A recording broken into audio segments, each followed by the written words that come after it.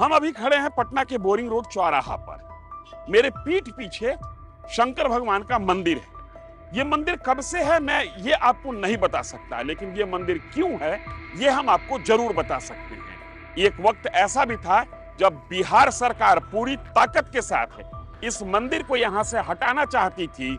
मकसद था यातायात सुचारू हो और पटना सुंदर दिखे। लेकिन मंदिर की महिमा कहिए कि पटना हाईकोर्ट के एक जज ने इस मंदिर को बचाने के लिए बोरिंग रोड के सड़क पर ही इजलास लगा दिया और पूरी बिहार सरकार की इस मुहिम पर स्टे लगा दिया। वो स्टे तब से लेकर आज तक कायम है। नमस्कार, आप देखना शुरू कर चुके हैं न्यूज फॉर नेशन। मैं हूं आपके साथ धीरेन्द्र। इस मंदिर की पूरी कहानी आपको बताएंगे, वो कौन जज थे और क्यों ऐसा हुआ। देखते रहिए न्यूज फॉर नेशन। पहली बार एक जज की ताकत से रूबरू हुई बिहार की जनता। प्रशासन के काम से भड़के जज साहब ने बीच सड़क ही लगा दिया इजलास। कांप उठी पूरी व्यवस्था। डीएम से लेकर सीएम तक पहुंचा त्राहिमाम संदेश। हुजूर, न्यायमूर्ति भड़क गए। बीच सड़क पर ही शुरू कर दिया है न्यायिक कार्य। भड़के जज साहब ने अपने साथ चल रहे अर्दली से कहा, कहीं से भी एक कुर्सी लाओ। कुर्सी पर बैठते ही न्यायमूर्ति ने कड़क कर पूछा, कहां है जिलाधिकारी? किसके आदेश से मंदिर तोड़ा जा रहा है? कोई जवाब नहीं। भागे भागे पहुंचे डीएम एसएसपी ने जज से माफी मांगी। प्रशासन के काम से भड़के जज ने लगा दिया पूरी कार्यवाही पर स्टे। मंदिर आज तक अपनी जगह पर कायम है। दरअसल पूरा मामला पटना के बोरिंग रोड चौराहे पर स्थित भगवान शंकर के मंदिर से जुड़ा है। जानकार लोग बताते हैं कि मंदिर की नींव 1910 के आसपास रखी गई थी। नींव रखने वाले कौन धर्मात्मा थे ये दावे के साथ नहीं कहा जा सकता। हाँ, लोग बाग ये जरूर बताते हैं कि भगवान शंकर के इस विग्रह को हिमालय क्षेत्र से लाया गया था। खैर, बदलते वक्त के साथ बोरिंग रोड का महत्व बढ़ गया और आजादी के बाद इस इलाके की गिनती राजधानी पटना के पौष इलाके में होने लगी। शहर पर जनसंख्या का दबाव बढ़ा। बढ़ती आबादी के साथ अवैध निर्माण भी शुरू हो गई। शासन कभी सौंदर्यीकरण के नाम पर तो कभी अतिक्रमण मुक्ति के नाम पर अवैध निर्माण पर हमला करती है। साल 1988 की बात है। भागवत जहां आजाद मुख्यमंत्री थे। तत्कालीन बिहार सरकार के नगर विकास मंत्री और कांग्रेस नेता श्याम सुंदर सिंह धीरज बताते हैं कि मुख्यमंत्री भागवत जहां आजाद ने उनसे कहा कि मंत्री जी, मुझे पटना साफ, सुंदर और अतिक्रमण मुक्त चाहिए। अब सीएम की इच्छा साफ थी तो सड़कों की सफाई तो होनी ही थी। आज तो और बढ़ गया। हमारे घर के आगे एक मंदिर आप देखे होंगे जी। तो जब हम बने तो ये में भागवत जी का भी निर्देश था।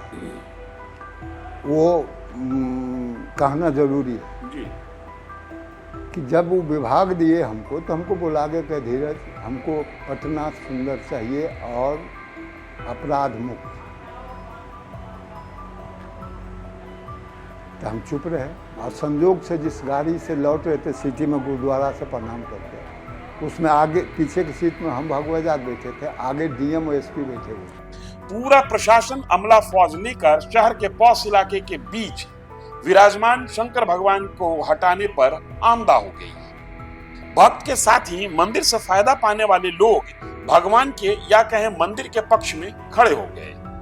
ठीक इसी बीच पटना हाईकोर्ट के जज न्यायमूर्ति सुशील कुमार झा उसी रास्ते से गुजर रहे थे। भीड़ में उनकी गाड़ी फंस गई। तमतमाए जज साहब को जब पता चला कि शहर को सुंदर बनाने के चक्कर में भगवान को यहां से विस्थापित किया जा रहा है, जज साहब ने बीच सड़क ही इजलास लगा दिया। पूरी प्रशासनिक पहल पर स्टे ऑर्डर दे दिया और तब से लेकर अब तक भगवान यहाँ विराजमान है। हाईकोर्ट में कुछ झाजी थे, नाम पूरा नहीं कहेंगे हम, झाजी जज थे। उसी हाईकोर्ट के जज थे, उसी इलाके से में रहते थे। तो कोर्ट जा रहे थे। संजोग से हमारी पुलिस वहाँ खाली करा रही थी मंदिर को। तोड़ता भी, हम गलत बात नहीं करते, तोड़ता भी उस गाड़ी रोक दी और जो था डीएसपी उसको बुलाए, क्या कर रहे हो? तो ऐसी बात है सर, सब जगह हटा रहे हैं इंक्रोचमेंट, इससे बहुत जनता को दिक्कत होती है। और जो वहाँ सो कॉल कोई जनता नहीं थी, लाभार्थी जो उस मंदिर का था वो अपनी ताकत से आया था कि हम विरोध करेंगे।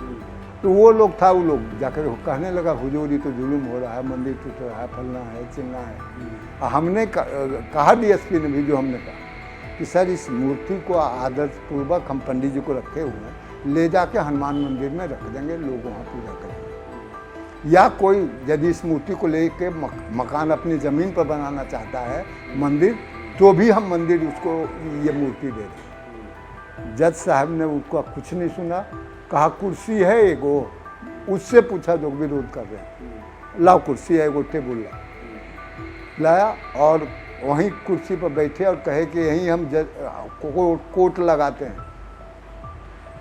और डीएम को बुलाओ। डीएम को जब बुलाहट हुई तो सीनियर एसपी भी आ गए, क्योंकि डीएसपी ने कह दिया था कि जज साहब बैठे हुए कहीं कि अभी इसमें स्टे लगाते हैं, अब इसमें कोई काम नहीं होगा। शहर पर जनसंख्या के साथ ही गाड़ी का दबाव कई गुना बढ़ा है। लोग अब परिक्रमा कर इस पार से उस पार जाते हैं। अब इस व्यवस्था और मंदिर के साथ शहर जीने का आदी हो गया है। कैमरा पर्सन आकाश के साथ धीरेन्द्र की रिपोर्ट।